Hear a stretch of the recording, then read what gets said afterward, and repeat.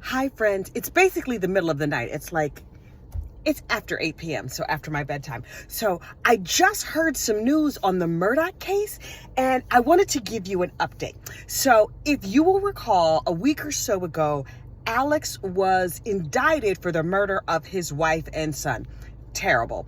If you're just getting caught up on this whole story, I did a whole bunch of videos and they're linked somewhere. I don't know. I put them in a folder so they're all together. So you can find all the Murdaugh murder little videos that I've done.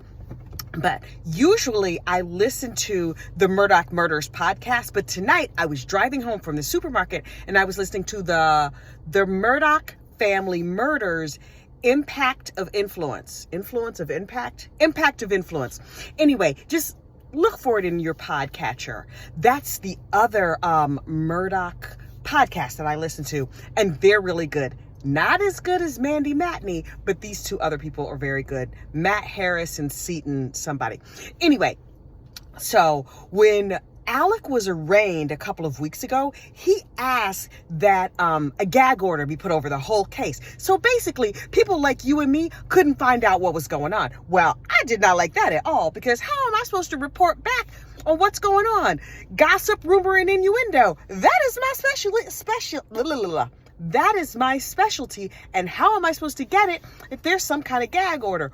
Well, the judge has ruled today, and he was like, no, girl, there will be no gag order. So here's the thing that's really interesting. Because there's no gag order and all of the information can be out in the public, apparently that increases the likelihood that Alex will take a plea in the murders of his wife and son. Oh my gosh. Now, I wouldn't watch enough Law and Order that I know that if you take a plea, then you have to give an allocution. An allocution is when you stand up and say what happened. Now, his lying behind, I fully expect him to lie, but I really want to hear his version of it. Here's the other thing. When he was arraigned, they said, I guess this is standard in South Carolina. They said, how will you be tried? I love their accent. Oh my goodness. They said, how will you be tried? And he said, by God and my country. So dramatic. I love that. It also made me think, number one, why do they say that? And number two, what are the other options? Like, if not by God in your country, can you choose other people? Can you choose, I don't know. So I looked it up on the Google machine. It turns out you can say by God and country, which I guess is standard. The other option is by ordeal. By ordeal. So that means they like torture you, and then if you don't die, you're innocent?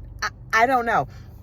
I kind of wish he had said, I'll be tried by ordeal, so they can like draw and quarter him or like dip him in water or like waterboard him or something. I'm super not into torture. No judgment if you're into that kind of thing. But that's so fascinating. Never mind guilty or not guilty. By God and my country. Okay, y'all. Oof, I've been listening to this podcast too long now. I'm saying, y'all, I might be part Southern. Okay. It's super, super late and I need to go to bed because I get up nice and early. You have a good night, and I'll update you if anything else happens. Bye.